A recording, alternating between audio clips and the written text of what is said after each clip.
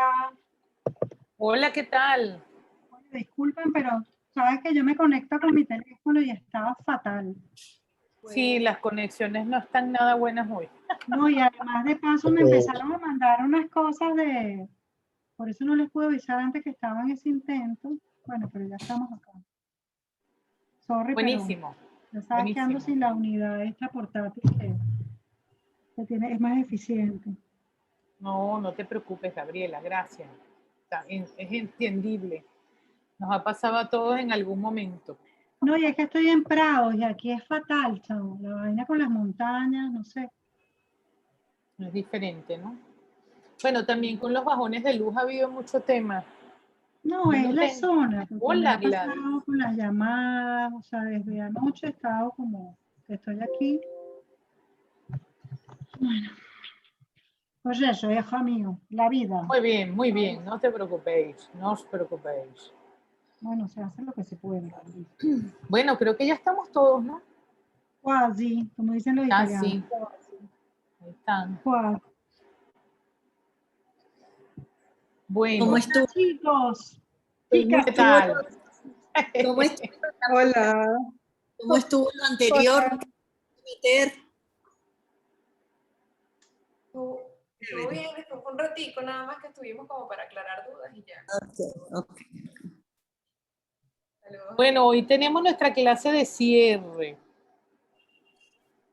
y vamos a abrir un pequeño espacio, ¿verdad? De algunas consideraciones que querían hacer. Yo no sé, Laura no está, ¿verdad? Laura tiene tiempo que no viene a la clase. ¿Tú sabes algo, Verónica, de ella? Bastante tiempo, Ujú. ¿verdad? Acabas de hacer. Bueno, debe estar trabajando, pero me imagino que va a estarse por conectar porque ella sabía que hoy iba a hacer su intervención. Bueno, vamos entonces a darle un chancecito y bueno, tenía un espacio Heriberto y Gladys que querían acotar algunas cositas sobre el amigo Damien Hirst, que lo dejamos ahí pendiente. Entonces, bueno, vamos a arrancar y ahí vamos conversando. No mucho tiempo porque la idea es que esta sea la clase de cierre, también cometemos algunas cosas, algunos ya me han entregado sus trabajos, pero bueno, podemos conversar un poco. A mí me interesa mucho siempre en este cierre conversar un poco sobre, hacer un resumen breve, ¿no? De lo que hemos transitado en estas semanas. Nada, les dejo la palabra, queridos, vamos a escucharlo. Voy a poner aquí a silenciar. Hola, profe, y hola a todos. Hola, ¿qué tal? Sí, lo que vamos a hablar son 3 minutos nada más, simplemente aclarar algunas cositas y bueno, también dejarles un poco la inquietud sobre el artista, porque, bueno, para que conozcan tal vez un poco más, ¿verdad, Gladys? Sí, pero exactamente. Nada, nosotros la semana pasada les mandamos unos links donde habían unos videos de Damien Hirst. Y bueno, la aclaratoria es sobre todo porque, bueno, es un artista que cumple con todo de lo que hemos hablado en el diplomado, en la materia, ¿verdad? Es un artista que es completo, que es muy polémico definitivamente y que las redes lo canalizan y lo critican mucho porque tiene un trabajo que levanta muchas críticas Polémica. por un lado y por otro lado como que no sé si son envidias o que canaliza su obra de una manera que es muy impactante, entonces hace que levante mucha polémica, ¿no? Sin embargo, ahí los links ven cómo él desarrolló su trabajo y es realmente un exponente del arte británico de los años, que arranca su trabajo en los años 90 con el grupo de artistas jóvenes británicos que es muy importante, realmente fue un impulsor del arte británico. Y que si me voy guiando por toda la materia que dio la profe, pues él le dio un golpe muy bajo al mercado cuando hizo su subasta en, ¿dónde, Heriberto? En Sotheby's, ¿no? Sotheby's, sí, exactamente. Para no hablar yo sola. Y Sí, no, no, entonces, ajá, que bueno, que realmente él manejó el mercado a su antojo sí, y salió de lo común, pues. sí, él ha sabido pues aprovechar lo, ¿qué pasa? Él hace que lo sensible del espectador salga a relucir porque muestra su visión de la vida y la muerte confrontando estos dos términos y hace que pues el espectador despierta esa sensibilidad que hace que pues muchos críticos pues lo lleven hacia la parte negativa, cosa que bueno, que al final él busca pues tener ese impacto y despertar pues la realidad pues de lo que de lo que él expone ahí en su obra, ¿no? Él utiliza mucho pues el marketing de una forma muy exitosa y es lo que ha hecho pues que él E haya ganado, impactante. exactamente, que haya ganado pues toda esa cantidad de dinero gracias al potencial de su obra y junto con el marketing que utiliza, ¿no? Apoyado pues inicialmente por Saatchi, que fue el que lo impulsó, ¿no? Exacto. Bueno, entonces, bueno, con respecto a las subastas, también en las ferias ha participado en todas las ferias, de verdad es partícipe importante con su obra en las ferias. Y también ha participado varias veces, dos veces en el premio Turner. En el premio Turner, uno fue nominado, el otro fue ganador. Y en la Bienal siempre está presente, o lo han invitado, ya creo que ha participado 3 veces. Dos. Hubo una que la rechazó. Yo no encontré cuál es la obra con la que él participó No la encontramos. No sé por qué, pero no encontré la primera obra. La segunda, que son estas estatuas inmensas como de mar. Del rescate de un son las- naufragio, que además están Ah, ahorita exhibidas en Italia en una un palacio. galería. Un Junto, palacio. ¿cómo? Un palacio. En una galería junto con obras de importantes artistas, o sea, de la talla de Caravaggio y Rafael, o sea, es increíble. La galería se llama, creo que es Borghese, y tiene las Esto no obras es un palacio, el intercaladas. Palacio Borghese, ¿no? Ok, en el Palacio Borghese. Sí, están intercaladas entre las obras de los artistas que ella tiene ahí, que son artistas de toda la vida, ¿no? Y está súper interesante esa obra porque esa exposición, por ese contraste que genera, y bueno, utilizó pues también estas estatuas en las que él replica pues como si hubiesen sido del naufragio, que fue con las que expuso en la Bienal de Venecia. Bueno, y en cuanto a su inspiración, pues, ¿qué les puedo decir? La verdad es que para mí, yo pienso que es una obra súper variada, impacta lo que es la parte, cuando él es como de choque con la vida y la muerte, o sea, cuando él hace alusión al círculo de la vida y la muerte, y es muy, cónchale, hasta golpea mucho a la vista, honestamente, a mí no me llama mucho la atención. Bueno, quizás te hace reflexionar sobre la vida y la muerte, pero no es una obra que yo pueda decir, wow, me encanta un círculo lleno de moscas, pero entiendo lo que representa para el arte contemporáneo y para su época, ¿no? Bueno, pero Sin hablando de eso, embargo, Gladys, ajá. con el video que nosotros enviamos en la Ujú. obra que se llama El viaje milagroso, donde empieza con una esfera y termina con el nacimiento Ah, de pero un bebé, ¿no? Todo el ese- proceso. Esa obra está súper interesante, ¿no? esa es la última, pero bueno, la última que también tuvo polémica, porque claro, la pone en Qatar, es la entrada del hospital de niños. En Qatar el tema del desnudo es el tema, entonces tuvo 2 años tapada, no la dejaban mostrar, ha sido súper polémica. Ahorita creo que ya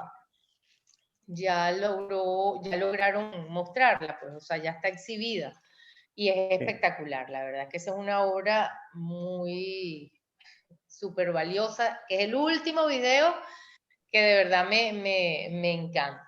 Pero bueno, antes de eso, yo quería referirme con lo variado que es su obra, pues la obra de los puntos, la obra que son tan polémicas, que pareciera que no tuviera nada que ver con la obra de choque, o sea, con la, no sé, Controversia. con la parte de la muerte, la vida, o sea, cuando hace las figuras del tiburón, o sea, cuando tiene el tiburón metido en el formol. Entonces yo no sé, realmente no lo sé cómo hilar su proceso artístico, ¿no? Porque no tiene una sola línea. Súper variado. Exacto, tampoco me cuesta mucho hilar esa obra de los puntos o esta última obra que tiene con Cherry Blossom, que es de flores, por ejemplo, con la obra de De los las cajas de formol. almacenes de pastillas, ¿no? O sea, que es tan como para pensar que sí, no sé qué significa eso, pero no sé cómo hilar su proceso artístico. Si la profesora Lorena nos puede ayudar en eso. Y bueno, y disfruten pues esos videos que les mandamos y sigan buscándole en lo a profundidad a Sí, Daniel bueno, Mills. chévere.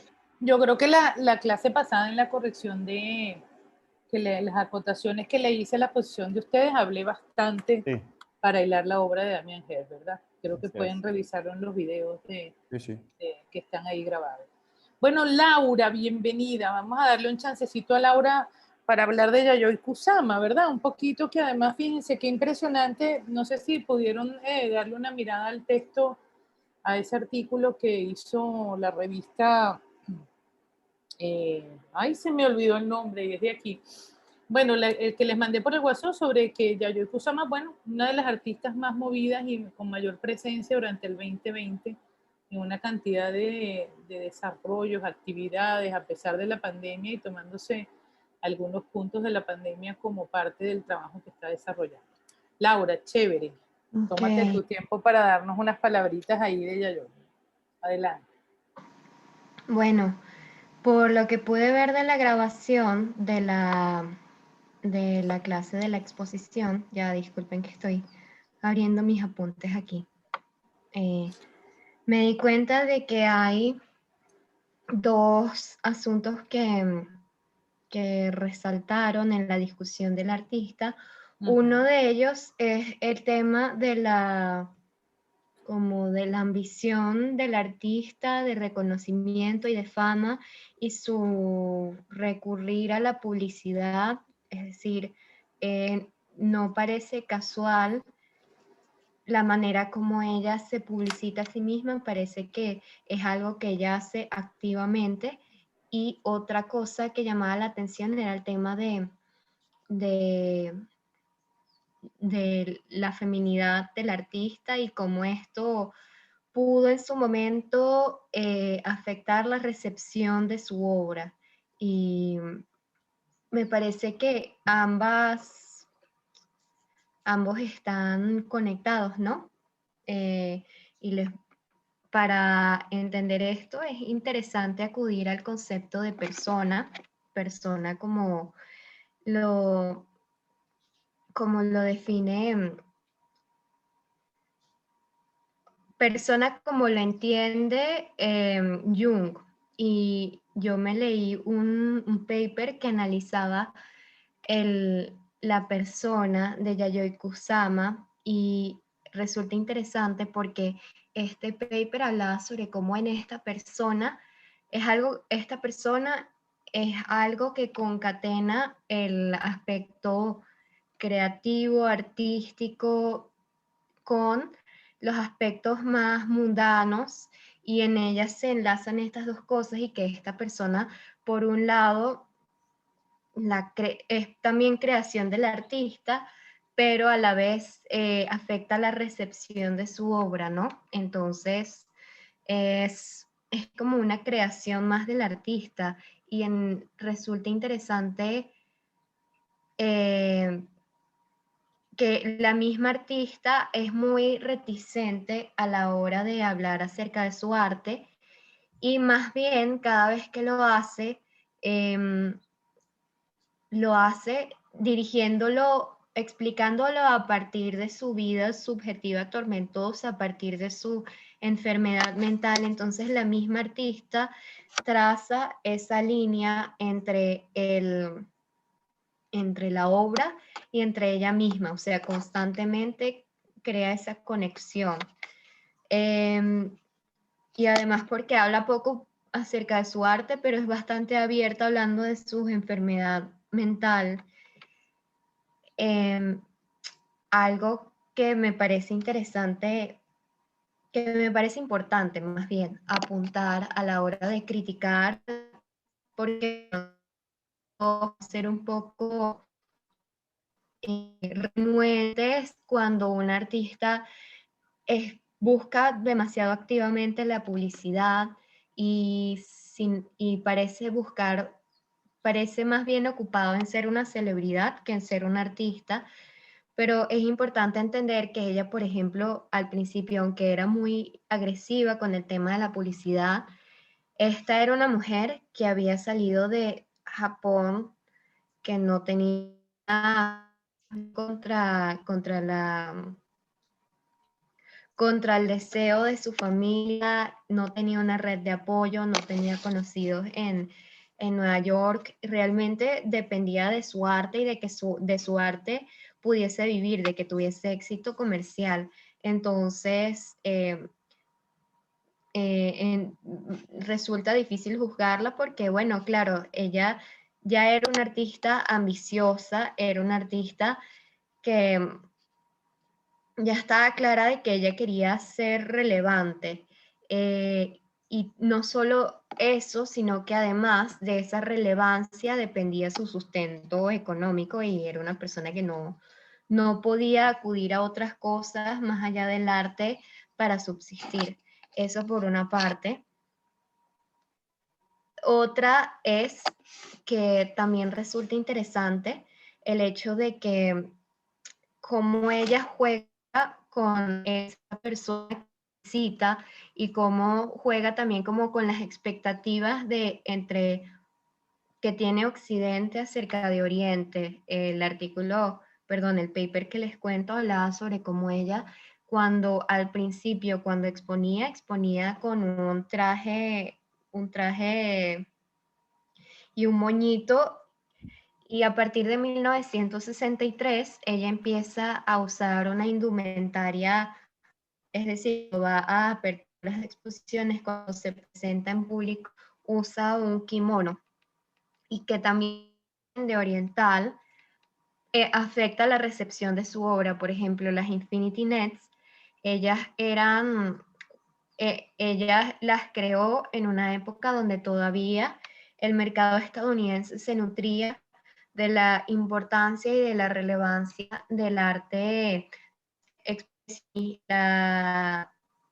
el expresionismo abstracto, abstracción expresionista. Perdón, confundo esos términos.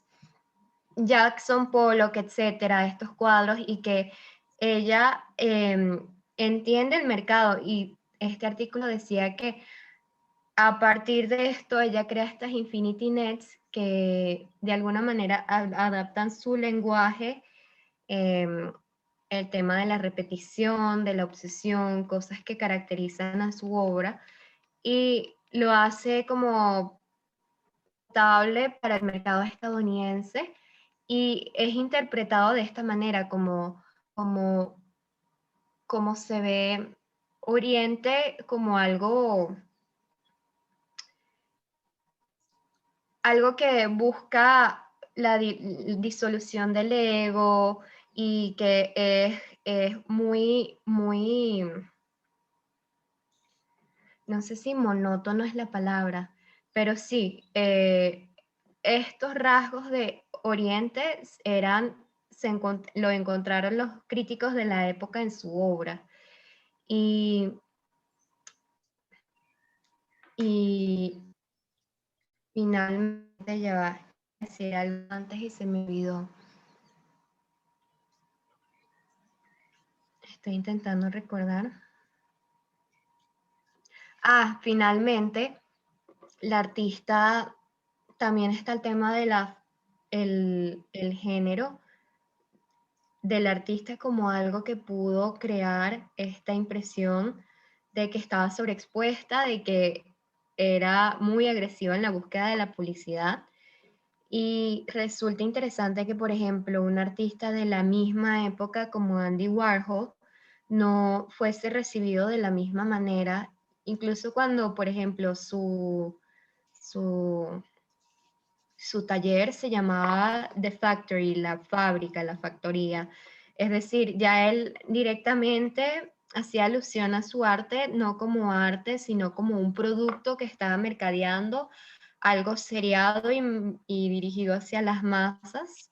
Y no se le hacen las mismas críticas a Andy Warhol, que por ejemplo se le hacen a Yayoi Kusama. Entonces sí puede haber un poquito de sexismo que puede ser consciente o inconsciente a la hora de percibirla de esta manera. Creo que con esto termino. Oye, Laura, buenísimo. Chévere, muy buenos esos puntos que has tomado en cuenta. Me parece estupendo, muchísimas gracias. Bueno, fíjense, yo siempre que termino esta materia, hago como una especie de repaso en esta clase de cierre final, ¿verdad? Trato de buscar algunas cosas que nos puedan poner en relación todas las redes que hemos tejido, ¿no? Y a partir de lo que ha dicho Laura, voy a empezar haciendo un poco como unos puntos sobre las exposiciones, ¿no? Destacando algunas de las cosas que fueron sus puntos. Estoy llena de notas de ustedes, miren. Tengo aquí un catálogo, porque además como tuve que viajar, entonces tengo notas desordenadas en otras partes. Entonces, fíjense, yo siempre hago una suerte de repaso de las cosas más importantes que ustedes han dicho. Empezamos con la exposición de Takashi Murakami, ¿verdad?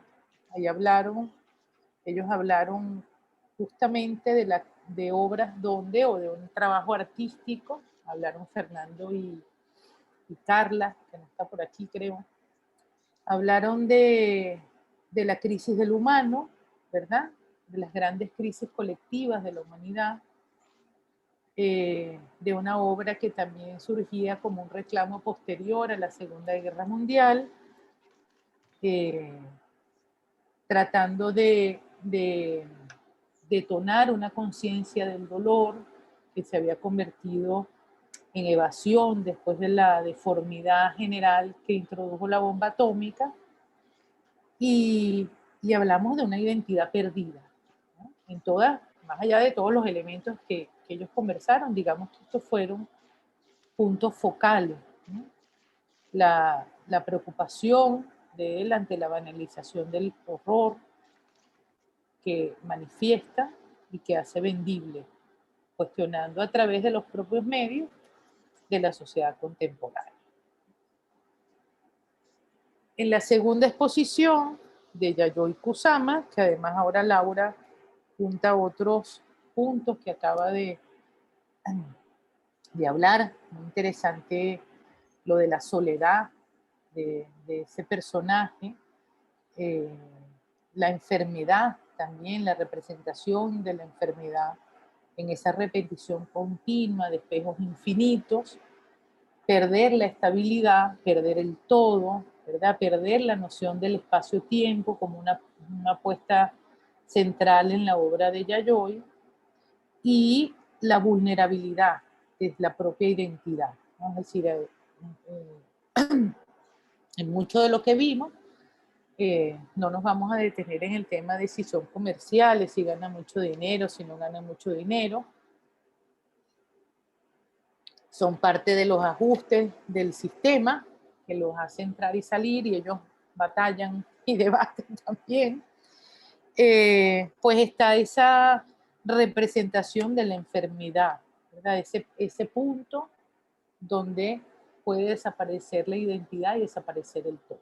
Creo que en esa construcción del espacio-tiempo obsesiva, en esa desaparición del espacio-tiempo del uno, del ser humano uno, pues Yayoi devela todas esas problemáticas que la han perseguido por mucho tiempo y que también son parte de la sociedad contemporánea. Ante la soledad, ante ser una de las pocas mujeres que más vende frente a un batallón de hombres que están allí instaurando sus formas de creación, pues tiene esa característica particular. Después tuvimos a Félix González Torres, de la mano de las amigas Gabriela Lubezka y Nati. Ellas hablaron de un artista cuyo pasión más importante era dejar una huella. Hablaron del poder de las cosas simples. Yo también fui derrotado, fue una de las frases que ellas pusieron en evidencia de parte de González Torres. El reflejo de la muerte, donde todos somos iguales. La obra de arte como una reconsideración, ¿verdad?, de la pérdida, de la regeneración, de la vida y la muerte, de la añoranza, de la memoria y la relación del ser humano individual con el tiempo, con los vínculos, además con los afectos. Gabriela habló mucho sobre el poder y la condición política de la obra de González Torres, ¿verdad?, la irreverencia de su obra frente al estatus, a la época que le tocó vivir, ¿no? La referencia de su obra en su condición de minoría sexual, ¿verdad?, en su condición homosexual, y cómo se asentó también un documento en ese sentido de una obra que todavía espera esas nuevas consideraciones en los campos de la representación en la que se desenvolvió, ¿verdad? La pérdida, la comunión, y finalmente hablaron de un retratista del alma, pero Gabriela también hablaría de un retratista de las minorías sociales, de las minorías de la sociedad contemporánea. Luego vino Damien Hirst, en esa batalla que tuve con Heriberto y Gladys, pues hablamos también de un irreverente del poder. Ciertamente es un hombre muy polémico y provocador, pero en la mayoría de su obra, pues hablaríamos de una develación, ¿verdad?, a partir de la propia sociedad del espectáculo, de los propios mecanismos de la sociedad mediática, de la sociedad de masa, una revelación de los horrores o los puntos más vulnerables de ese mismo ser social, ¿verdad? El momento de la muerte, de la vida y la muerte, de la enfermedad, también va a ser de la enfermedad, también va a ser un punto focal dentro de ese desenvolvimiento, ¿no? Mañana. Por ahí Hacienda La Trinidad tienen abierto el micrófono. De ese, gracias. Socavar, ¿verdad? Además de consolidarse como un gran creador dentro del mundo del arte y del mercado del arte, pues socavar también al propio mercado, cuestionarlo a través de ejercicios posteriores muy irreverentes, ¿no? Como el de los puntos, donde después que se vendieron, lo comenté esa vez que estuvimos conversando, después de que esos piezas de los puntos pues habían sido vendidos en subasta y por qué no en muchos y muchos miles de dólares, pues anunció que de todos ellos solamente los primeros 20 los había hecho él y los demás los hacían los asistentes. Darle impulso a la oscuridad de ese punto del mercado también, ¿no? Es decir, entrar y salir en eso que hablamos desde el principio, la mercancía, más allá de la propia mercancía, como única salida dentro de una sociedad que transformó desde el siglo XIX a nuestros días la obra de arte en un objeto de uso, un valor de cambio. Luego estuvimos con Jeff Koons, que también tiene mucho de esa irreverencia frente al mercado. Lo expusieron Fabiola de Navia y Carolina Ramírez. El enfoque en general fue fenomenológico, como dijo Fabiola, hablando del tema del poder, analizando además una personalidad, ¿verdad?, que toma el arte como una actividad, la puesta en escena de un personaje para develar la propia cultura contemporánea. Habló Fabiola y habló Carolina del desarrollo de la creación artística, la formación técnica, la significación o resignificación desde lo industrial, los nexos con Warhol, la revisión desde un punto de vista social, cultural e incluso popular, el escamotear, apropiarse, parodiar, plagiar los íconos de la cultura media norteamericana, los temas de la política, desplegar, resignificar a través de la industrialización y la serialización, en esa traslación de las escalas, ¿verdad? Para capturar en una obra, como dijo muy bien las expositoras, como dijeron las expositoras, capturar en una obra el espíritu de una época y hacerlo estallar. Hablamos de su conexión con el espectador y de ese tema polémico, ¿no? Es decir, el tema de volver un punto dentro de la alta cultura, o volver una ansiedad, convertir en una ansiedad dentro de la alta cultura todos los íconos de esa América profunda que espera siempre por nuevas soluciones. Intersticios, fenómenos, el desencanto, el cuestionamiento de la autoría, también fue un tema interesante dentro de esa exposición que nos trajeron Fabiola y Caro. Y a partir del cuestionamiento de la autoría, pues entonces nuestra última muestra, que fue la de Banksy, nuestro último proyecto expositivo, que fue el de Banksy, llevado a cabo por Sebastián y por Grace, y bueno, donde vimos en líneas generales un artista que se debate fundamentalmente en establecer puntos importantes de quiebre a partir de su cuestionamiento a los grandes desequilibrios sociales, humanos, económicos y políticos del mundo entero. Es una figura bastante controversial, intuido,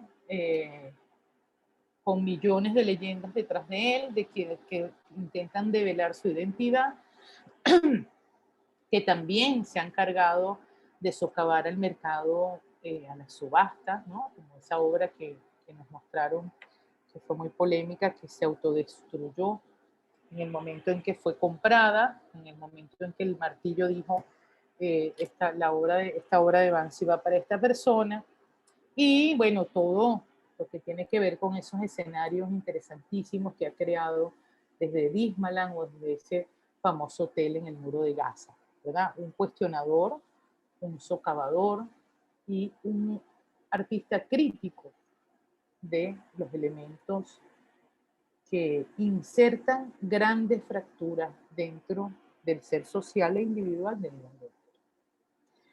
Ahora bien, yo quisiera que una vez que hemos pasado por este resumen, ¿verdad? ¿Qué es lo que compra la gente? ¿Verdad? Porque todos estos artistas de los que estamos hablando son los más vendidos del mercado. O por lo menos los que han estado en buenos top 10 dentro del mercado del arte mundial o dentro del mundo del arte. ¿Qué es lo que compra la gente? ¿Qué piensan ustedes? ¿Por qué cuesta tanto dinero? ¿Por qué lo compran? ¿Qué está comprando la gente?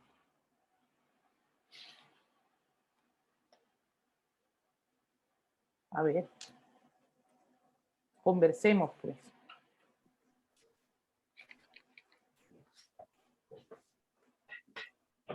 Bueno, hay cosas que no se pueden comprar.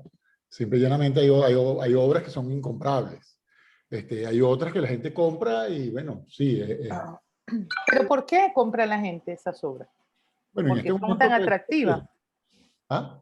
Porque son tan atractivas para la gente. ¿Qué quiere la gente?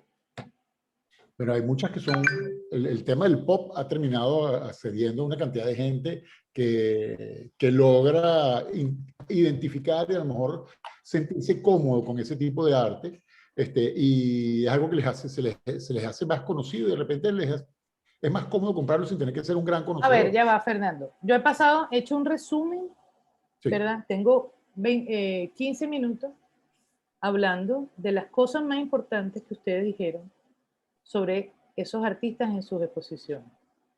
Vuelvo a repetir la pregunta. ¿Qué compra la gente? La innovación, lo nuevo. Innovación. Yo creo que tiene que ver también con pertenecer, como con identificarte con luchas, ya sea social, de identidad, causas con las que me identifico, y el artista logra reflejarlas y por eso tiene más valor las luchas. Y el valor, el valor per se, porque son obras con mucho significado, con mucho contenido, o por lo menos lo que intentan. ¿Y cuál es ese valor per se? O sea, me refiero, a ver, con el resumen que acabas de dar, en el caso de Murakami, yo me identifico con su historia, o sea, el valor de la crisis colectiva, el valor histórico del momento después de la Segunda Guerra Mundial, en el caso de Kunz. Bueno, es un reflejo de la sociedad y de la clase media y de los grandes íconos. Entonces, ¿cuáles son estos grandes íconos? Es un perrito, bueno. Entonces es como que ese valor, yo me refiero como a la lucha, o a esa noticia, yo quiero pertenecer también a este movimiento, y por eso yo le doy más valor a la obra. Es lo que creo. Verónica, a ver. ¿Qué compra la gente? Bueno, esto es lo que ya hemos venido hablando bastante. En una clase habíamos comentado que cuando la gente compraba era algo que fuese único. Pero también Sí, comparto eso sí. la opinión de que, claro, es parte también de una experiencia. Pero en el caso de Yayoi Kusama es algo interesante porque ocurren dos cosas con el tipo de gente y con el tipo de obras que compran de ella. O sea, se suele comprar, o sea, las piezas que más, que han tenido mejores resultados en subasta a nivel de precio han sido obras de sus primeros años. Sin embargo, las exposiciones que tienen obras relacionadas a las salas inmersivas donde hay una experiencia detrás de la obra son las que tienen más visitas versus esas exposiciones que solamente muestran como obras que son meramente pictóricas o que son salones pintados versus los Infinity Rooms.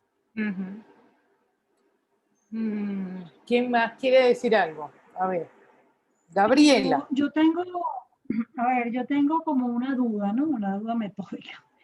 Pero yo creo, fíjate, si pienso que yo lo he estado reflexionando en estos días, ¿no? Como a propósito del trabajo.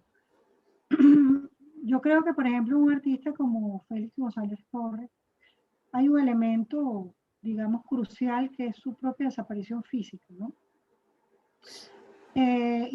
Y de alguna manera, como es tremendamente destacado, pero ya no está. Y el carácter de las obras que que produjo, fíjate que, por ejemplo, ¿cuál es la obra, una de las obras que mayor precio ha adquirido en el mercado? Es la de los caramelos, ¿no?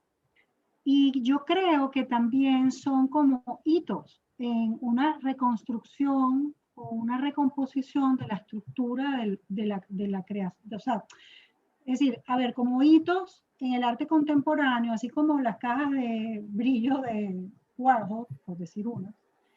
Es decir, es como que el coleccionista o las instituciones o ese mercado entramado de inversionistas acude quizás a obras que tienen un valor también histórico, un valor que es una marca, un hito histórico, ¿no? No estoy segura de lo que estoy diciendo, pero digamos a ver, que por ahí. más allá del hito histórico y de los inversionistas y los coleccionistas y el dinero y las subastas y los montos. Bueno, la esencia. ¿Qué compra la gente? Esencia, bueno, pero de ¿Por pronto... qué eso? O sea, ¿por qué es eso? ¿Y por qué no es un Alfredo Barrio? Un Rafael Barrio. ¿Por qué? Bueno, yo creo que por lo menos... A ver, Laura que tiene la mano levantada ahí. Bueno, yo creo que la gente compra un patrimonio simbólico, ¿no? Y me parece que esta pregunta me hace pensar un poco en esta obra de Yayoi Kusama, la que ella presentó en la Bienal, donde ella tenía el jardín del Narciso, y a los coleccionistas que iban a esta Bienal, ella por $2 les vendía una esfera que reflejaba su cara, y siento que siempre hay un poquito de narcisismo del coleccionista, de quizás que la obra refleje su patrimonio cultural, o sea, el poseer algo que es único y que es de un valor universal. Es un objeto que es único, pero que carga un interés para la humanidad. Entonces siento que eso está ahí presente. Y cierto modo, tal vez como el estatus que genera tener pues una obra de estos artistas actuales, que bueno, que al final, por lo menos en el caso de Damien Hirst, los precios, no cualquiera puede pagarlo. Entonces formas parte de ese pequeño grupo selecto de personas que tienen ese tipo de obra, ¿no? Y es como pertenecer a ese grupo, ¿no?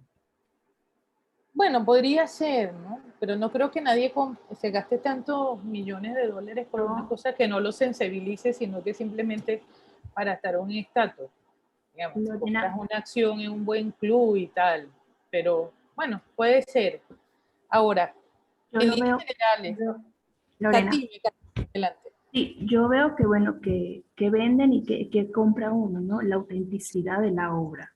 Porque independientemente hay un proceso creativo mucho más que, obviamente es una inversión porque tiene un valor, obviamente, por el proceso creativo, el costo, y que es una obra que va a alcanzar mayor proyectividad a nivel, o sea, a nivel de ventas, va a tener mayor proyección y es como, lo veo así como que, bueno, la adquisición, adquiriendo el bien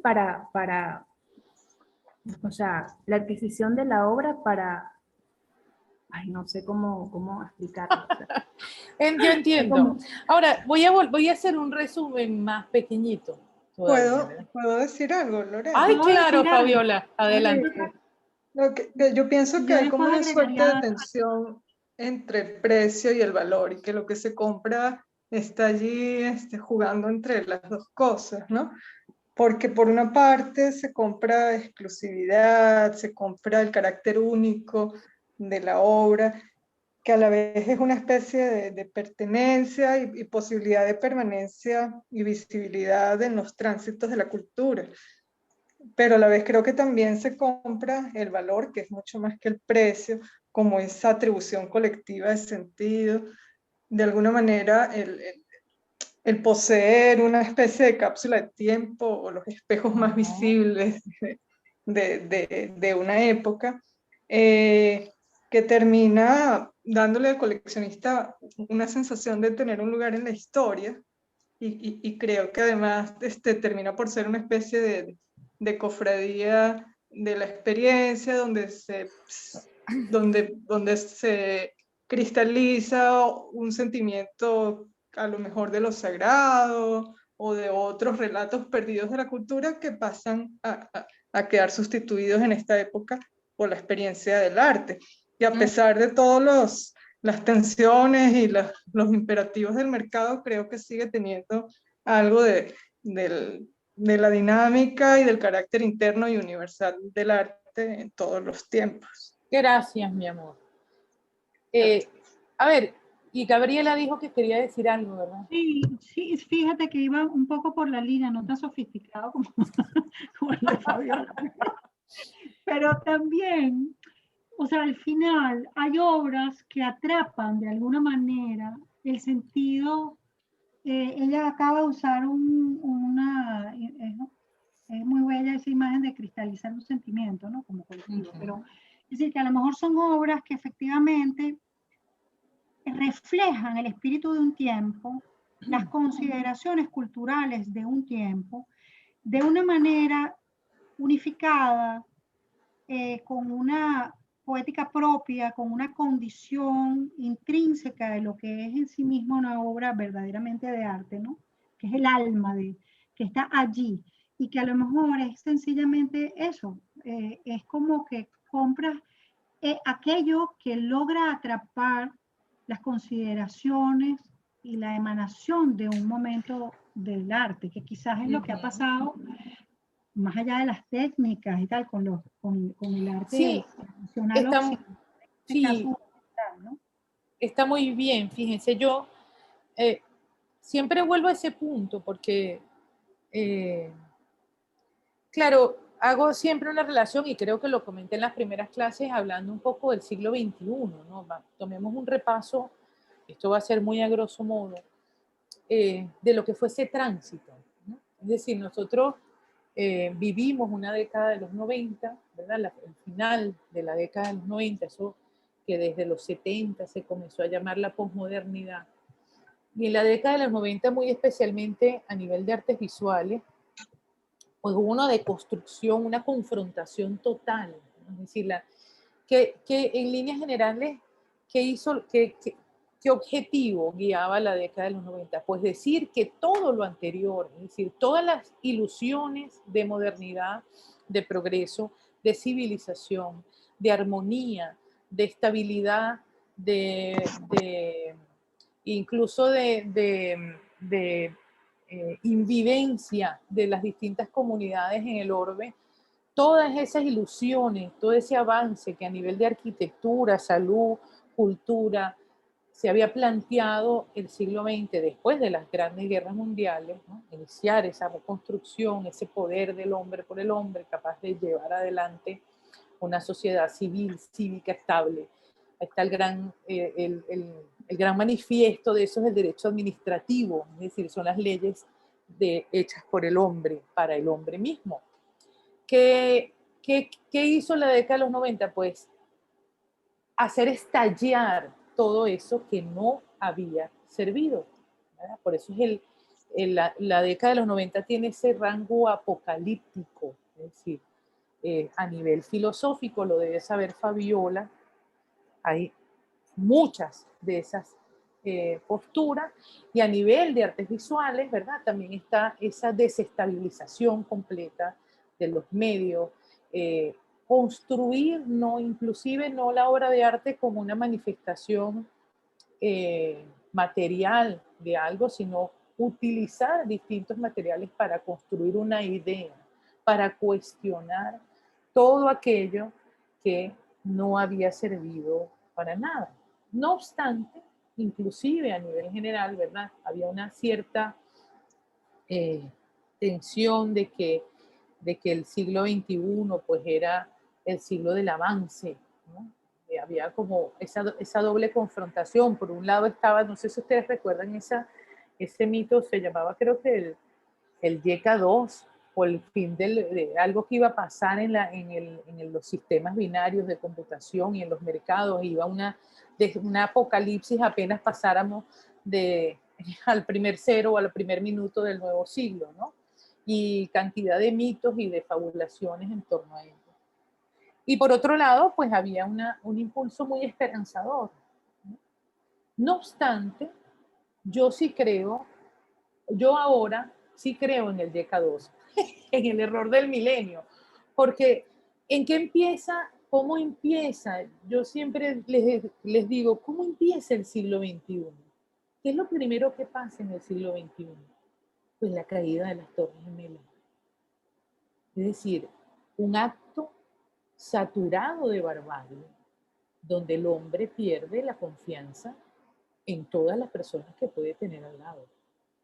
No confía en nadie, es decir, y a partir de esa situación, ¿verdad?, de la caída de las Torres Gemelas, lo que el siglo XXI ha vivido y ha desarrollado son recrudecimientos de los totalitarismos, abusos, guerras, confrontaciones y ejercicios desestabilizadores del poder, ejercicios desestabilizadores de autoridad, de marginación y de barbarie.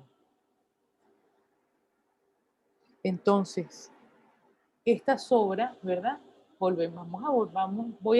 Después que hablamos, hice un pequeño resumen, más resumen todavía. Estas obras hablan, todas, podría ser todas y algunas en particular, pero casi todas hablan de la enfermedad, de la muerte, de la locura, de la pérdida de la identidad, del caos social, de la vulnerabilidad del yo, de la desaparición de la historia social e individual y del olvido. Más aún que estamos viviendo nosotros incluso con el tema de la pandemia. Yo lo he dicho, o sea, ya nosotros veníamos enseñando un caos generalizado. Y ahora, con el tema de la pandemia, nosotros incluso entramos en un lugar donde ningún individuo del mundo se ha sentido acompañado por un Estado social que pueda garantizarle la vida. Se hacen los esfuerzos, ¿cómo no? Y seguramente tendrán sus consecuencias. Pero yo creo que estas obras, si antes lo decía en las clases y si antes lo cerraba así, con la pandemia encima, creo más aún en ello todavía. Yo creo que las temáticas de estas obras también han creado una trama importante para posicionarse en el mundo, pues como una recomposición de todo eso que se deja.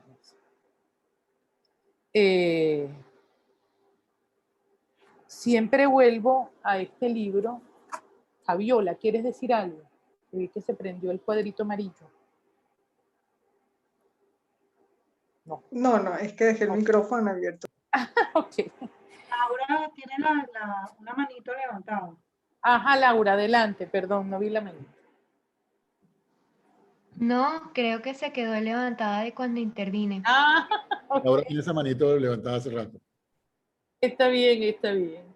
Entonces, digamos, son formas, ¿verdad?, distintas, diversas, que han aparecido dentro del mundo del mercado. El tema del mercado también puede ser analizado desde otros puntos de vista. Acuérdense del quiebre de la bolsa de valores en Estados Unidos. Creo que eso fue en el año antes del 2008, no lo recuerdo bien, pero ahí hubo una gran desestructuración económica que llevó en un nivel desesperado. Si ustedes analizan esos cuerpos de esas líneas que hay en algunas revistas de las historias de esas ventas, de estos artistas en particular y de otros que también han sido puestos como números uno de las ventas en distintos momentos del mercado del arte contemporáneo, pero también fue una forma de, económicamente, de crear nuevas inversiones para no perder las grandes cantidades de dinero que se estaban desvaneciendo en medio de esa fractura económica.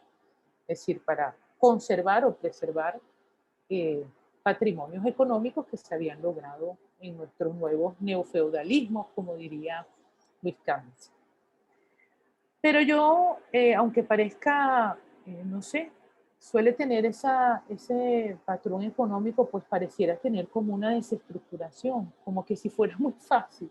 O sea, porque cuesta tantos miles y millones de dólares, entonces es como, bueno, se aprovechó. Yo no creo que eso sea así. Yo siempre pienso que hay que mirar las estructuras de los contextos en los que esas obras habitan, revisar los desarrollos de esas sociedades, que es la nuestra. Si nosotros nos concentramos en estos puntos que hemos hablado, que ustedes mismos expusieron en sus intervenciones, en la investigación que hicieron sobre los artistas, pues yo veo un terreno muy hilvanado, ¿no? Con los malestares y con las fragilidades, las vulnerabilidades que también socavan el mundo en el que vivimos, el mundo que se ha desarrollado en este complejo siglo XXI, donde ellos se han convertido en los más llamados del mercado y donde yo no creo que todo sea tan azaroso y breve, ¿no? Creo que las cosas tienen también mucho más que decir, incluso sobre nosotros mismos, ¿no? Como seres humanos y como individuos dentro de este universo que nos rodea tan complejo y caótico.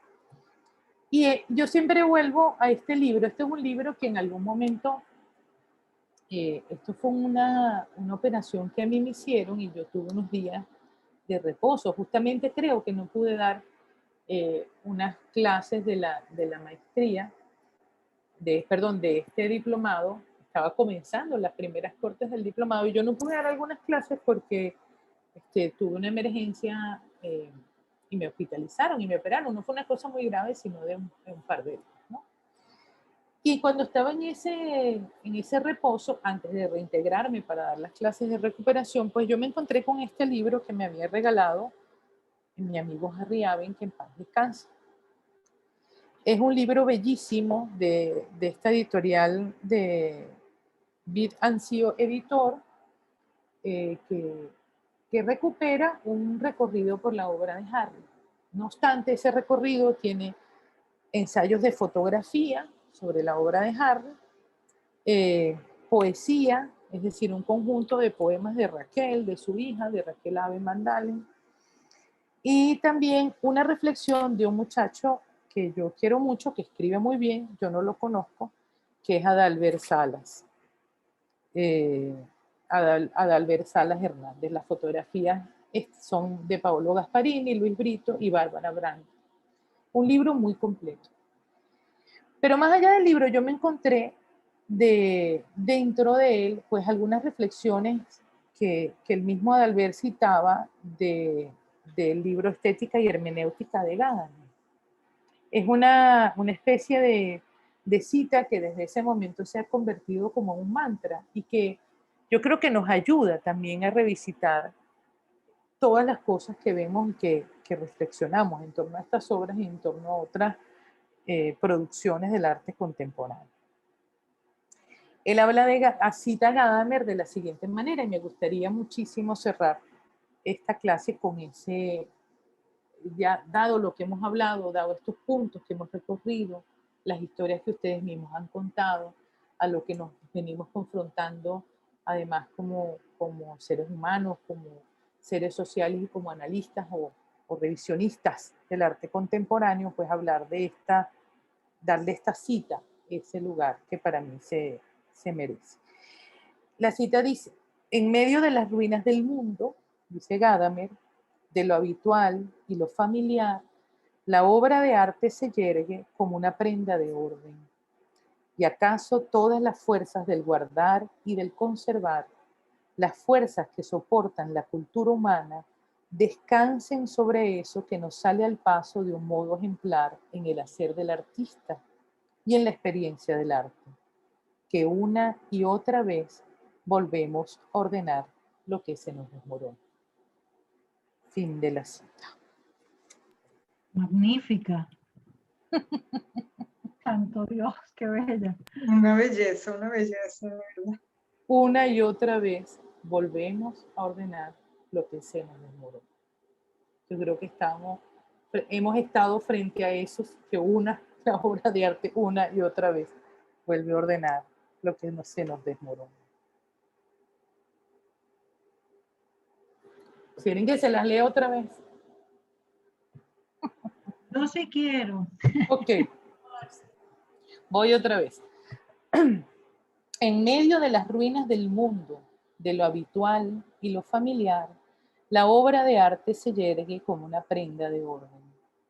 ¿Y acaso todas las fuerzas del guardar y del conservar, y yo le agregaría del comprar, las fuerzas que soportan la cultura humana, descansen sobre eso que nos sale al paso de un modo ejemplar en el hacer del artista y en la experiencia del arte, que una y otra vez volvemos a ordenar lo que se nos desmorona?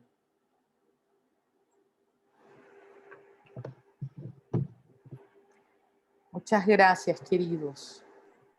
Yo después se las paso por el grupo.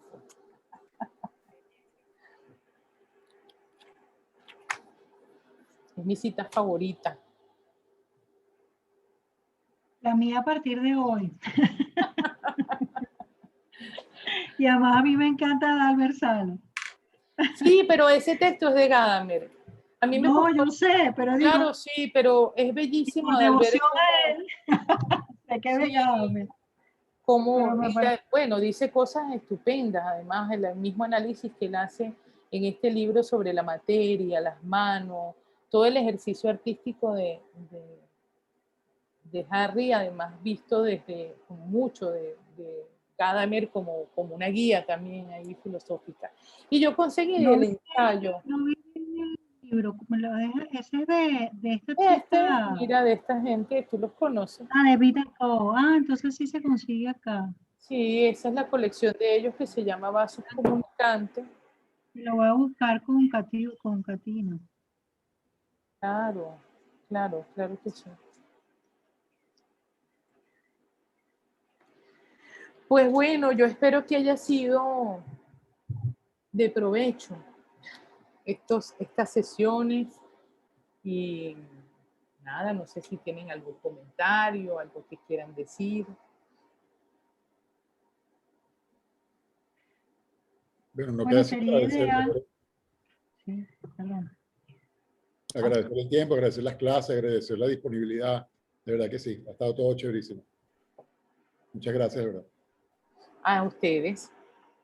Les quise poner esa cita en el cierre porque también, bueno, creo que nos da la vuelta a cómo comenzamos en esa introducción del libro de 7 días en el mundo del arte, ¿verdad? Sarah Thornton hace justamente una aclaratoria que en algún momento tomamos en cuenta allí, ¿no? Cuando habla de todo lo que compone el mundo del arte, que no es solo el mercado del arte. Es decir, el mundo del arte no es solamente lo que cuesta una obra, ni solamente ese monto, ¿no? Habla con con una descripción bastante satírica y aguda sobre todas las personalidades y los elementos y los juegos de poder que hay dentro de ese mundo del arte. Pero siempre salva la obra. O sea, nosotros hay que tener como siempre mucho cuidado, ¿no? En la mirada y en la construcción de la mirada. Ella dice, en algún momento dice, bueno, hay artistas que se montan en el tapete o que se montan en una obra que vende o que gana mucho y que empiezan a repetirse y a serializarse y un poco para no perder el estatus que han logrado. Hay otros que se atreven a innovar o que se atreven a arriesgarse. Algunos lo llaman loco, a veces salen del sistema, a veces la pegan, pero es justamente en ese proceso inédito, ¿verdad?, de creación, donde está el sentido que le da fuerza a todo lo demás. Y yo creo que esto que leímos también, hemos ido un poquito más allá, ¿no? Yo no soy una analista de mercado, soy otro tipo de profesora. Difícilmente yo siempre algo me va a llamar a llegar a este sitio. Y a veces también en los medios tal vez, o algunos ejercicios puedan convertir esas producciones de artistas como esto en cosas que nos empiecen a parecer lugares comunes. Pero me parece interesante el poder profundizar en ello, el entender también por qué esas obras están allí. Porque son también parte de nuestra historia, como sociedad, como mundo, como país, como todo. Claro.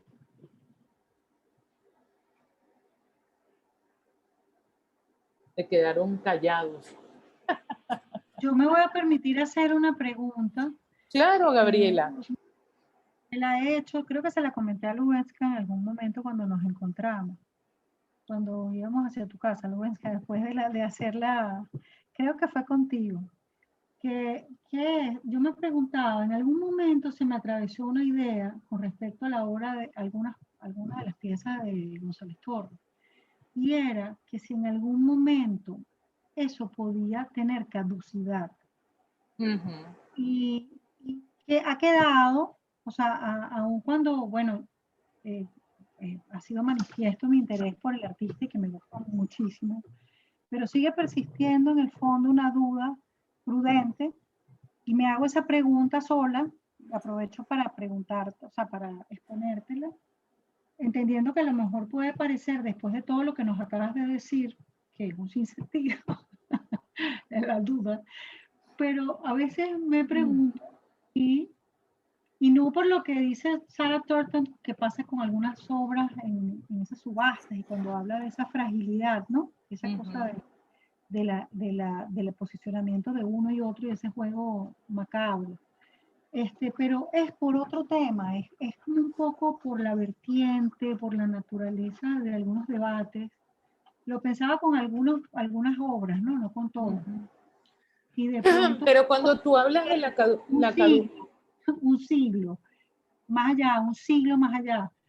Te digo, claro, claro. Esto puede ser algo que caduque de alguna forma, que pierda pertinencia, sentido en eso ahora señalado, ¿no? De esa cosa que atrapa. Pero tú hablas, la caducidad hablas porque por el carácter efímero de la obra, por los materiales, por lo que la...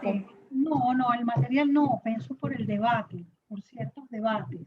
Aun cuando está trazado por algo que es bastante más profundo, en el caso de él, el tema de la muerte, del espacio, del tiempo, de la transfiguración, es decir, hay unas consideraciones muy trascendentes, pero bueno, confieso que eso está allí como una duda. Oye, lo que pasa es que esa es una duda muy difícil, ¿no? De resolver. Acuérdate que... bueno, te la voy a dejar a ti como investigador. No, lo que pasa es que son preguntas, es decir, difícil de resolver en el sentido de que no puedes saber qué va a pasar, ¿no? Inmediatamente con una pieza de aquí a un siglo, o con la mirada de un artista, ¿no? Acuérdate que, bueno, hablamos también del tema de los tiempos de la obra. Cuando sí, claro. Esa reflexión que nos dio, que les comenté, me respondió María Elena Ramos en una conversación, y que además Fabiola lo extendió hacia el tema del aura también, ¿no? Y bueno, y fíjate que también pasa, Gabriela, yo lo he vivido porque he trabajado en colecciones de arte, todas venezolanas, algunas con temas internacionales, latinoamericanos sobre todo. Pero bueno, yo trabajé con la colección del Museo Alejandro Otero, trabajé con la colección mercantil, trabajé con la colección del archivo Fotografía Urbana. Y bueno, ahí también te vas dando cuenta que esas caducidades dependen un poco como de quién se voltea a mirar también qué. O sea, ahí también como hay juegos muy extraños donde de pronto una obra que podría pasar desapercibida o cuyo discurso podía agotarse, pues de repente se vuelve relevante para un determinado grupo o para un determinado contexto humano o social, ¿no? Eso, de repente el tiempo de esa obra puede ser un tiempo breve o un tiempo corto, y queda en el olvido y de repente décadas después alguien voltea la mirada y dice, oye, mira lo que hay aquí, ¿no? Y convierte y le da un nuevo aire también a esa consolidación del discurso artístico. Por eso te digo, es que es muy difícil de decidir, ¿no? Claro, la diferencia que tiene González Torres frente a los demás artistas que hemos hablado y que hemos investigado, y justamente por ello está ahí, es que está muerto, ¿no? Que como tú misma lo dijiste, ¿no? Y no tiene esa posibilidad que tienen los otros, bueno, de reinvertirse, de moverse, claro, de redimensionarse. A mí me asombró muchísimo eso de Yayoi, o sea, que Yayoi, la revista Estilo.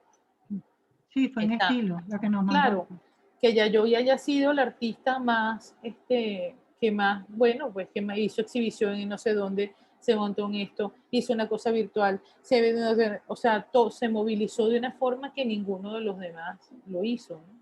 Sorprendentemente, incluso sorprendiendo a la gente, ¿no? al mercado, a la crítica.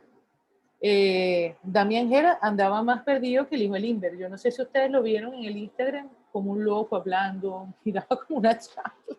O sea, pasan muchas cosas, pero están activos, ¿no? Y en cambio González Torres, pues depende, por supuesto, de una fundación, de una mirada, de un ejercicio que otro tendría que hacer sobre ello. Y sí podría, de alguna forma, desaparecer, ¿no? Pero ahora, para mí, honestamente, de todos los artistas que hemos visto, el discurso que para mí es menos caduco en el tiempo es el verdad, de él. O sea, es verdad. No, y es muy trascendido porque tiene sólido, claro, claro. O sea, para mí el más sólido, sí, que no tiene contradicciones. Claro, no tiene contradicciones, no tiene... No, y es una línea de trabajo, a mí Además, me parece, claro, los años, en materiales, en producción, en discurso, todo. Sí. Claro. Ha mantenido tanto tiempo, inclusive ahorita hay una exposición de él en Argentina. Perdón que interrumpa, pero se me cortó. ¿Cuál es el artista? Perdón, ¿el nombre? González Torres, para mí, o sea, el discurso menos caduco, o sea, el discurso que yo diría que tiene más tiempo de obra, que podría tener más tiempo para mí, dentro de los que hemos visto, es González Torres. Tal vez Takashi Murakami, pero digamos que en esencia, y desde mi gusto personal también como curadora, bueno, creo que es el más cónsono, el más, donde no hay ningún desnivel, ¿no? No hay contradicciones en el desarrollo de la obra, incluso creo que tendría asumido de una vez la caducidad. Desaparecer es parte de la acción. Sí, pero ya no como parte de la propuesta. O sea, que la obra que se vuelva caduca y nadie sepa más nunca de ella fue parte también de la idea. Te va a salir en la noche. O sea, González Torres y te va a decir, Gabriel, era parte de todo, es parte de todo. Era parte de todo. Para mí también González Torres es así fabuloso, me encantó ese artista, me parece que tiene todo. Sí, lo es. Me encantó. Yo quiero traspasar una y otra vez una cortina de eso. Y el montaje que hicieron ustedes de los caramelos me fascinó. Excelente, sí. Una excelente opción. Nati dice, ibas a comentar sobre un libro. ¿Era eso que ya dije, Nati? Que acabo de ver el chat. Sí, era el libro que... Ok. El libro se llama Los días pasan y las formas regresan. Ah, bueno, miren. Déjame ver si yo tengo seguramente. ¿Se venderán allí en la sala? En el Buscón, en Cálatos, que tienen delivery incluso. Ahí está. Porque esto es de Vida ¿no? Tendrán delivery hasta acá, hasta Barquisimeto. Que va, sabe tú, Moshe. Pero puede ser que en el clip tú lo puedas pedir, a lo mejor lo tienen, ¿oíste? Barquisimeto en el clip. Ah, ¿tú crees? Ah, le voy a preguntar. Sí, porque Ella Vida es amiga tiene mía. mucho tiempo y ella a lo mejor te lo puede pedir. ¿Ves? Con León Bernardo. ¿Cómo se llama? Ah, le voy a preguntar. ¿El nombre lo van a poner en el chat o algo? Lo está poniendo. Ah, no, puse la cita, perdón. Pero es que el libro, o sea, esa cita es un intersticio que yo descubrí en este libro. Es decir, el libro pues, es muy bello, pero habla de otra cosa. Habla sobre la obra de Harry Aben en un texto que es un ensayo de Adalbert Salas Hernández y unos poemas muy bellos de Raquel Aben Van Dalen. Entonces ese libro se llama Los días pasan y las formas regresan. Bueno, y está la respuesta, Lori. Sí, exacto. Justamente lo que yo acabo de decir. Total. Bueno, claro, por eso me imagino que habló de eso también. Mire, y entonces abrieron los vinos, se tomaron las cervezas, ¿qué hicieron? No hicieron nada. Estamos todos abollados haciendo trabajo. Están abollados haciendo trabajo, van a trancar. No, pero lo vamos a hacer, hay que hacerlo. ¿Cuándo? Sí, bueno, poniéndole fecha, lo que pasa es que todavía falta una clase de Matilde, ¿no? Ajá. No falta ninguna clase, Matilde. No hay una que Gabriela, no hay una clase mañana con Matilde. Mañana. ¿No? Mañana o el sábado. Sí. Sábado, Gabriela. El sábado. Mañana no, yo entendí que era el sábado. Ay, Gabrielita. La delegada, pues te van a perdonar, pero si supieran todo lo que está pasando en mi vida, esta delegada está... Pero nada, lo deberíamos coordinar pronto porque ya este fin de semana es el Día del Padre, pero puede ser el siguiente. Ah, pero Yo voy si de forma quieren fin virtual. de semana y todo, si son locos, vale. Claro, yo pongo la orden en la casa de mis padres en Alto Prado y nos vamos a tomar un vino, es amplia. Parrilla. Hacemos una parrilla. Ay, pero ¿y los demás que están todos aquí? Pero después de entregar trabajos, por favor. No, después que salgamos de esto. Después de este mamey, porque... Miren, ustedes saben que una clase de cierre de esta fue el momento más tenso de mi vida, porque más tenso y más delicioso. Yo siempre hacía una clase más para hacer este comentario y hablar un poquito de los trabajos y no sé qué más. Entonces nos habíamos puesto de acuerdo desde antes, eran como 20 alumnos. Y todos quedaron, unos en llevar vino, otros llevaban no sé qué, otros llevaban unas pasapalos, para hacer un cierrecito que lo hacíamos ahí en el salón en la Metropolitana. No digo que eso no Y entonces de 20, nada más fuimos 5. No fueron. Wow. Pero lo peor fue que los 5 que fuimos éramos todos los que llevamos licor pues. O sea, las que todas llevaban vino, yo llevé un vino también. 3 más llevaban vino, o sea, habían 4 botellas de vino. Una llevó como una cremita así de este tamaño, unos casabes. Y el otro, que es el loco ay, ¿cómo se llama este niño de Latillo? Si no sabe que no me acuerdo su nombre, me va a matar. Que es Eri Mexicano. Apareció con una cava llena de hielo, botellas de ron, Coca-Cola, limones. Bueno, y yo dije, bueno, vamos a empezar a hablar. Pero claro, nos estábamos tomando todo, o sea, era una cosa. Yo decía, esto no vino nadie y quedó este montón. Yo le digo, mira, vámonos ya de aquí porque va a venir, van a hacer esto no se puede hacer en esta universidad. Y ese fue ese cierre maravilloso arrastrando esa cava, los 5 del mambo que quedamos en esa fiesta inconclusa. Así que bueno, la vez cuando nos vayamos a reunir, por favor, vayan todos. ¿Cuál es el autor? Son varios autores. Pero yo creo que si tú dices ese nombre, ellos van a saber cuál es. De la colección Vasos Comunicantes. Perdón, de la colección. Ahí te lo estoy poniendo. Ok, gracias. Bueno, jóvenes, entonces quedamos a la espera de la noticia de la parrilla o de lo que vayamos a hacer en Prados del Este. Gracias, Nati, por poner tu casa a la orden. Yo espero que todos estén aquí. No sé dónde está Fabiola.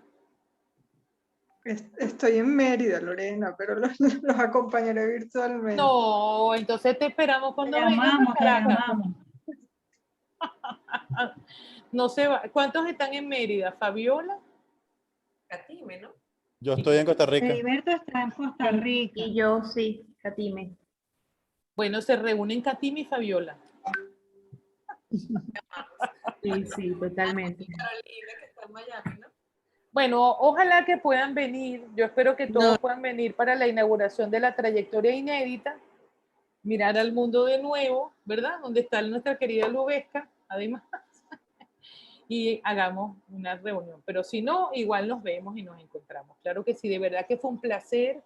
Les agradezco muchísimo su constancia, su entrega, su dedicación. Estuvieron siempre muy atentos a todas las cosas que estuvimos comentando y conversando, siempre pendientes con sus lecturas. De verdad que ha sido un gusto y un placer haberlos tenido aquí. Muchísimas gracias. Los voy a extrañar. Ah, no, pero los espero en el DAC 2. Me imagino. ¿Ah? Que ahí viene mi superclase de los modelos curatoriales donde desarrollo proyectos curatoriales con los alumnos. Así que, por favor, los espero. ¿Y cuándo empieza la próxima cohorte del DAC 2? Eso empieza en septiembre, la del Diplomado de Arte Contemporáneo Latinoamericano. Sí. Ahí tienen a sus profes también, a Rafael, a Humberto, está Constanza de Rogatis, que es artista y profesora. Estoy yo, también está Matilde en el segundo. María Luz también está ahí, creo. No. Matilde y Nancy Urosa, que también es una gran profe. Entonces, Lorena, muchísimas gracias de verdad por la oportunidad sí, aquí. Muchísimas gracias. Mira, bueno, yo estoy aquí de coleada y la verdad es una gran muchísimo. Les agradezco, bueno, en realidad todas estas tardes de los martes han sido maravillosas, no me he perdido ninguna. Es verdad. Y de verdad he cambiado completamente mi visión de todo lo que es la parte de la comercialización del arte en realidad. Después de haber, bueno, transitado todos estos martes por estas clases. Así que mil gracias. Gracias a todos. Gracias a ti. Y profe, de verdad, muchísimas gracias. Ha sido muy, muy especial. Recorrido extraordinario, productivo, estimulante. Bueno, que nos abre retos, nos presenta retos.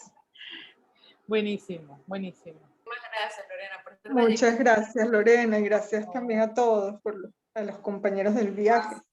Todos, de verdad. Y a los compañeros del viaje. Tremendo barco. Gracias, profe, gracias a todos, de verdad. Sí, todo excelente. Muy bueno, de verdad que sí. con esas lecturas de Sara tan maravillosas. Esperemos vernos en el de arte contemporáneo latinoamericano. Eso, por allá los espero. Muy bien, espero que no. Lorena, tienes que ir para la pachanga, así seamos tres personas. No, claro que voy, ¿cómo no voy a ir? Pachangosa. Claro que voy con la cama llena de hielo. Muy importante. Eso sí, yo sin hielo no voy. Miren, yo les di chance hasta este viernes, ¿verdad? Sí, puedes recapacitar todavía. No hablen. Es que no sé, ya va. Este lunes es 21. Bueno, Patricia nos dio chance hasta el domingo. Y Matilde hasta el lunes, ¿no? Pero ¿cómo la entrega de notas cuándo es? Bueno, pero yo creo que es mejor. O sea, yo lo hago por ustedes, pero no entiendo. O sea, es mejor que ustedes me entreguen a mí antes, que además lo tienen más claro, ya ustedes tienen ese trabajo listo y entonces tengan su fin de semana para sus otras profes, porque después se les va a encaramuzar todo. Si alguno tiene un problema horrible, pues habla conmigo, pero yo no creo que vayan a tener problemas porque ya investigaron, ya expusieron y simplemente escribir unas 2 cuartillas sobre. Ya muchos me entregaron, incluso. Yo en verdad pensaba que la entrega era el domingo y se fue la luz. Yo entré en pánico viendo quién tenía tu correo. Ay, no te acordaste. Dios mío, pobrecita.